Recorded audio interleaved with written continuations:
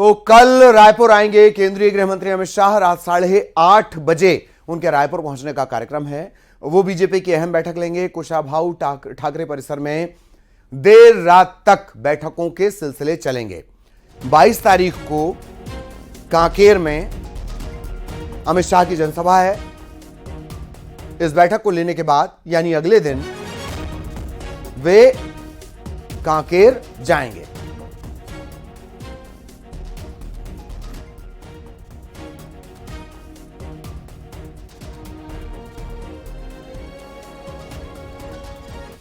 छत्तीसगढ़ में दूसरे चरण के चुनाव से पहले अगले 4 दिन तक प्रदेश का सियासी पारा चढ़ा रहेगा। एक के बाद एक बीजेपी और कांग्रेस के जो राष्ट्रीय नेता हैं उनके दौरे होने वाले हैं। एक के बाद एक 10 बड़ी रैलियां होने वाली हैं। 21 अप्रैल को योगी आदित्यनाथ प्रचार करेंगे। 22 अप्रैल को अमित शाह कांकेर में जनसभा को संबोधित करेंगे। 22 अप्रैल को ही जेपी नड्डा भिलाई में हुंकार भरेंगे। 23 अप्रैल को प्रधानमंत्री मोदी की जांजगीर सक्ती में सभा होनी है।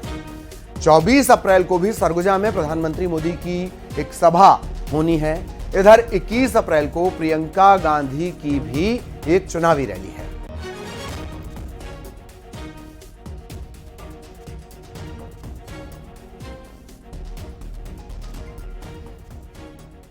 और छत्तीसगढ़ के वित्त मंत्री ओपी चौधरी ने प्रियंका गांधी के छत्तीसगढ़ दौरे पर निशाना साधा। उन्होंने कहा कि प्रियंका गांधी राहुल गांधी पॉलिटिकल टूरिस्ट हैं, जबकि पूरे देश में बीजेपी की सुनामी चल रही है। दीपक वैज ने पलटवार किया कि ओपी चौधरी खुद एक्सीडेंटल पॉलिटिशियन हैं।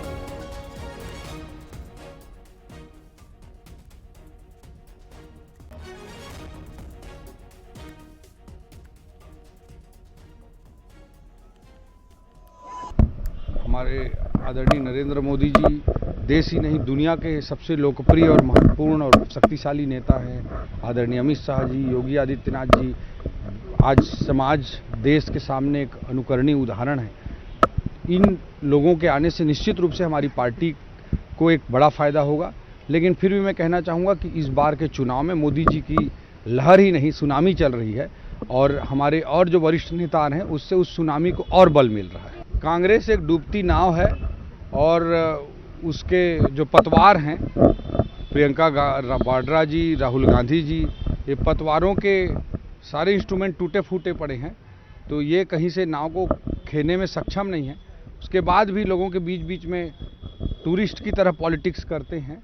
इन पार्ट टाइम पॉलिटिशियन है, टूरिस्ट की तरह ये पॉलिटिक्स करते हैं। बस्तर का मतदान को लेकर, बस्तर की रुझान को देखकर पूरे छत्तीसगढ़ में परेशान है।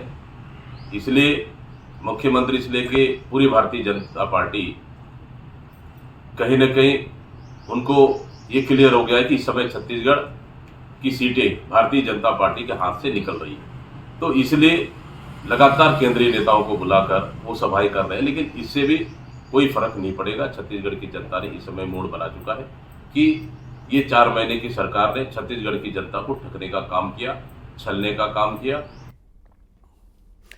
शतरंज में आपने हाथी की चाल देखी होगी, लेकिन सियासत की बिसात में हाथी की चाल से सियासी समीकरण बदल जाते हैं। बीहड़ का वो इलाका जहां हाथी ने बना दिया है मुकाबले को त्रिकोणीय। आखिर किस पार्टी के वोट बैंक में होगी सेंधमारी?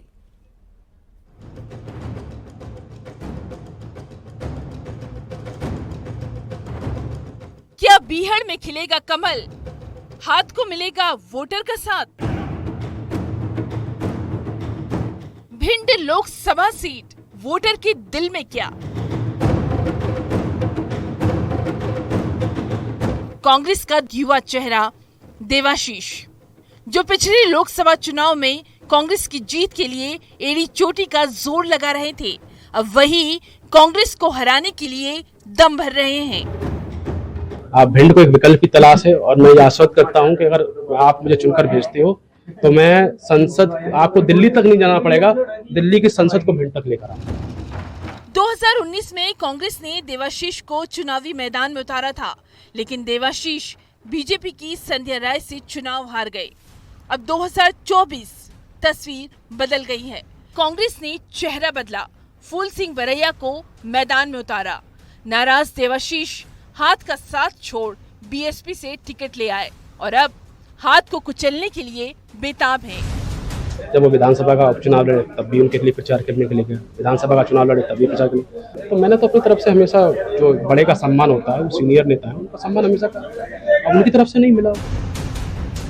हाथी की सवारी हाथ पर पड़ेगी भारी। भिंड में त्रिकोणीय मुकाबला। फूल सिंह बरैया अब भिंड दतिया लोकसभा सीट से हाथ को जिताने के लिए जोर आजमाइश कर रहे हैं। तो हम लोग कोशिश करेंगे पूरी ताकत के साथ मैदान में उतर रहे हैं। तो मुझे लग रहा है विपक्ष में कौन है ये हमें सोचने की भी जरूरत नहीं है। 2019 में बीजेपी की संध्या राय जीती, कांग्रेस दूसरे नंबर और बीएसपी तीसरे पायदान पर रही। 2014 के जनादेश में बीएसपी तीसरे नंबर पर रही। 2009 के चुनाव में भी यहां पर बीजेपी को जीत मिली थी। कांग्रेस दूसरे नंबर और बसपा इस चुनाव में तीसरे पायदान पर रही। सवाल है कि हर बार तीसरे नंबर पर रही बीएसपी ने कांग्रेस को ही नुकसान पहुंचाया है। तो क्या इस बार भी भिंड के नतीजे हाथी ही तय करेगा? Bureau report, news 18, Madhya Pradesh, Chhattisgarh.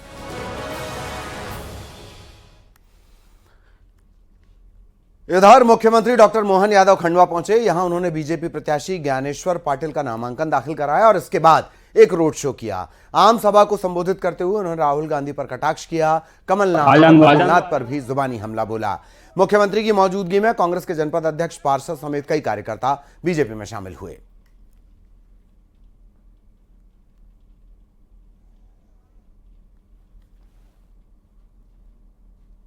क्या दिमाग, भगवान ने कौन सा दिमाग दिया है इनको? क्या कहते हैं, कैसे कहते हैं, कैसा आश्चर्य लगता है। जिनकी खुद परनाना नाना जी 17 साल प्रधानमंत्री रहे, जिनकी अपनी दादी 17 साल प्रधानमंत्री रही, जिनके पिताजी प्रधानमंत्री रहे, उसके बाद भी लगातार इतने साल निकालने के बाद उनकी मम्मी ने भी पीछे से सरकार चलवाई और कागज तो आपने भी फाड़े पप्पू जी, लेकिन आपको अपनी गरीबों की चिंता नहीं आई, आपको गरीबों की परवाह नहीं हुई। और कितनी बेशर्मी से बोलते हैं, एक बार सरकार बनवा तो एक झटके से गरीबी दूर कर दूंगा। भैया तेरे पिताजी ने नहीं करी, दादी ने नहीं करी, पूरा खानदान तो हो गया, और क्या चाहिए? कब तक झूठ बोलोगे? मुख्यमंत्री डॉक्टर मोहन यादव और बीजेपी प्रत्याशी सुधीर गुप्ता के समर्थन में रोड शो करने मंदसौर पहुंचे। डॉक्टर मोहन यादव ने पहले सुधीर गुप्ता का नामांकन करवाया और उसके बाद गांधी चौराहे पर उन्होंने एक चुनावी सभा को संबोधित किया। इस दौरान डॉक्टर यादव ने कहा कि कांग्रेस इस लोकसभा चुनाव के बाद खत्म हो जाएगी। हमेशा हमारे बीच में से हर जगह हिंदुओं को अपमानित करने का मौका कोई नहीं खोया। एक जगह हो, दो जगह हो, गाय माता का मामला हो। मुझे इस बात की खुशी है, हमारी सरकार ने निर्णय किया है कि हमारी गोरक्षा का काम अगर करेंगे तो सबसे पहले सरकार के माध्यम से होगा कि गौशालाओं की राशि भी बढ़ा करके हमने डबल कर दी, पहले की तुलना में 100% राशियां बढ़ाई। अरे गाय, गीता, गंगा, इनसे तो हमारी पहचान दुनिया में। सतना लोकसभा से बीजेपी प्रत्याशी गणेश सिंह के पक्ष में प्रचार करने पूर्व मुख्यमंत्री शिवराज सिंह चौहान रामपुर बघेलान पहुंचे। यहां उन्होंने जनसभा को संबोधित करते हुए अपने अंदाज में कांग्रेस पर निशाना साधा। मंच पर पहुंचते ही मामा जी आई लव यू कहकर लोगों ने अभिवादन किया। शिवराज ने आई लव यू टू कहा और फिर कांग्रेस पर निशाना साधा। जनार्दन से मैं अनुरोध करता हूं कि आने वाली 26 तारीख को हम सबको बहुत बहुत धन्यवाद आदरणीय युवक जी। आगे नहीं तूफान है, शिवराज जी चौहान जिंदाबाद, शिवराज जी मामा जी का स्वागत है। इधर खंडवा में कांग्रेस के प्रत्याशी नरेंद्र पटेल ने शुभ मुहूर्त में नामांकन दाखिल कर दिया। इस दौरान पूर्व मंत्री सचिन यादव, बीकनगांव विधायक झूमा सोलंकी, पूर्व विधायक राज नारायण सिंह मौके पर मौजूद रहे। नरेंद्र पटेल ने कहा कि खंडवा में 19 में से 9 चुनाव कांग्रेस ने जीते हैं और अब फिर से जीत दर्ज करेंगे।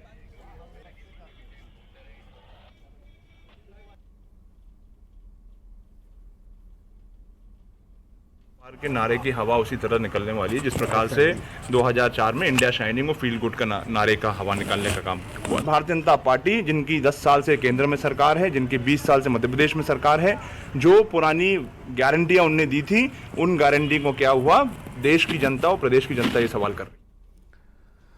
लोकसभा चुनाव के दूसरे चरण से पहले मध्य प्रदेश में कांग्रेस को एक और झटका लगा है। कांग्रेस के कई नेताओं ने हाथ का साथ छोड़कर कमल थाम लिया। वहीं कमलनाथ के करीबी संदेश गर्ग और दतिया के करीब 100 कांग्रेस कार्यकर्ता बीजेपी में शामिल हो गए। सीएम डॉक्टर मोहन यादव की मौजूदगी में इन्होंने बीजेपी का दामन थामा। और मैं अपने इस कार्यक्रम में आज पूर्व विधायक श्रीमान हरिवल्लभ शुक्ला जी का अभिनंदन करता हूं, अपने परिवार में स्वागत करने के साथ भविष्य में वो हमारे से जुड़ करके अपनी इस प्रदेश की सेवा करने के लिए, देश की सेवा करने के लिए जो वो सुझाव देंगे, काम करेंगे। और आपको समय समय पर अपने जिले में, विधानसभा में, लोकसभा में, अभी तो लोकसभा का मौका चल रहा है, हम सब मिलकर के अपनी अपनी बड़ी भूमिका निभाएं और एक नया इतिहास बन रहा है। छिंदवाड़ा सहित आपने देखा होगा कि हमने सबने देखा है, पहली बार बड़े महाराज अपने घर से निकलते नहीं थे, वो अपने मतदाताओं के बीच हाथ जोड़ करके वोट मांगने निकले। दुनिया के लिए छिंदवाड़ा मॉडल बताते थे और मॉडल उनका कितना खोखला है सबने देखा है। हमारे साथ दो और नेता हैं जिन्होंने हाल ही में अगर हम कहें बीजेपी ज्वाइन की है। गौरव शर्मा जी हैं जिन्होंने आज बीजेपी ज्वाइन की है और राजेंद्र अग्रवाल जी हैं जो कि कमलनाथ की टीम के हिस्सा रहे हैं और बड़ा संगठन इनके साथ बीजेपी में आ चुका है। गौरव शर्मा जी हैं। गौरव शर्मा जी, आप तो सोशल मीडिया टीम से जुड़े हुए थे, कांग्रेस की बड़ी जिम्मेदारी निभा रहे थे, ऐसा क्या हुआ अचानक की छोड़ दी कांग्रेस? देखिए, अचानक कभी कुछ नहीं होता। कहते हैं ना, रघुकुल रीत सदा चली जाएगी, प्राण जाए पर वचन न जाए। प्रभु श्री राम जी के साथ जो ये धोखा कांग्रेस पार्टी ने किया है, सनातन धर्म के साथ जो धोखा कांग्रेस पार्टी ने किया है, ये असहनीय है। और मैं ही नहीं, इस पूरे संसार में यदि किसी में सच्ची मानवता है, कोई सच्चा हिंदू है, कोई सच्चा सनातनी है, तो वो ऐसे कांग्रेस पार्टी के निर्णय के साथ दोबारा कांग्रेस पार्टी के साथ नहीं रह सकता। मैं आपसे फिर कह रहा हूँ, निस्वार्थ भाव से भारतीय जनता पार्टी ज्वाइन की है, स्वयं के भविष्य के लिए नहीं, इस देश के भविष्य के लिए, सनातन धर्म के भविष्य के लिए, और सच्चे हृदय से जुड़े हैं, स्वयं को समर्पित किया है, प्रभु श्री राम के चरणों में समर्पण करके इस भारतीय जनता पार्टी की संस्था ली है। आज जो नेता जिन्होंने बीजेपी ज्वाइन की है, ये संगठन से जुड़े हुए हैं, सोशल मीडिया से जुड़े हुए नेता थे और इसका बड़ा लाभ बीजेपी को मिल सकता है। खिलान सिंह के साथ प्रशांत कटारे, न्यूज 18 भोपाल। और लोकसभा की चुनावी सरगर्मियों के बीच कांग्रेस को लगातार झटके लग रहे हैं। हर दूसरे दिन कोई ना कोई बड़े नेता बीजेपी में शामिल हो रहे हैं। इस बार कांग्रेस के वरिष्ठ नेता हरिवल्लभ शुक्ला ने बीजेपी का दामन थामा। बताया जा रहा है कि हरिवल्लभ शुक्ला ग्वालियर चंबल की सियासत का बड़ा चेहरा है, हार जीत में अहम भूमिका रखते हैं। कांग्रेस में फिर अचानक से ऐसा बदलाव क्यों? अचानक से बदलाव नहीं हुआ। मैं पिछले 7-8 साल से घुटन महसूस कर रहा था। मैं ये देख रहा था कि मनमोहन सिंह जी के 10 साल का जो कार्यकाल था वो पॉलिटिकल विहीन था, मतलब एक वैक्यूम था, पॉलिटिकल वैक्यूम। उस वैक्यूम को मोदी जी ने भरा। हमारे नेताओं के पास, जो कांग्रेस के नेता थे, उनके पास कोई दृष्टि नहीं है और जो नेतृत्व बचा है वो दृष्टि विहीन है। ना कोई पॉलिटिकल विजन है, ना इकोनॉमिक विजन है, ना सोशल विजन है, ना स्पिरिचुअल विजन है। और यहाँ तो बीजेपी ने मोदी जी के नेतृत्व में आम जनता की नस को समझ करके काम किया है। हमने समय मांगा था राहुल गांधी से कि जनता से कुछ जुड़े मुद्दों पर उनसे बात की जाए, तो मैं और एक मेरे साथी थे पूर्व सांसद, 1 साल तक समय मांगते रहे, समय नहीं मिला। तो क्या केवल ये वजह है कि आपको? केवल ये वजह नहीं है, वो तो एक फैक्टर हो सकता है, एक कारण हो सकता है, लेकिन असली कारण केवल ये है कि मोदी की नीतियों से प्रभावित होकर के और हमारे जो ग्वालियर चंबल संभाग के विकास पुरुष हैं ज्योतिरादित्य सिंधिया जी, जो उनका विकास का एजेंडा है, और मैं ऐसा मानता हूं कि हमारे ग्वालियर अंचल, शिवपुरी गुना संसदीय क्षेत्र बिना उनके विकास नहीं कर सकता। बीजेपी में आने के बाद आगे की भूमिका क्या? बीजेपी की नीतियों से जुड़ करके हम जनता के लिए काम करेंगे। कमिट हुआ है बीजेपी से? नहीं, मैंने कोई मांगा भी नहीं है। हरिवल्लभ शुक्ला जी के ग्वालियर चंबल में बड़ा कहें कि इनकी भूमिका भी रही है और अब वहां चुनाव भी नहीं हुआ है। अब ऐसे में अगर हरिवल्लभ शुक्ला बीजेपी में आए हैं तो ग्वालियर चंबल में बीजेपी के लिए बड़ा गेन कहा जाएगा और कांग्रेस के लिए बड़ा सेटबैक। कैमरामैन खिलान सिंह के साथ प्रशांत कटारे, न्यूज 18 भोपाल।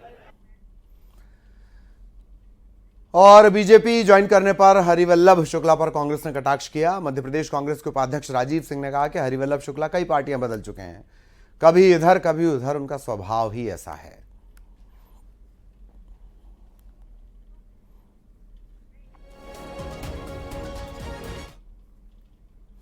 और यहां रुकेंगे एक ब्रेक के लिए।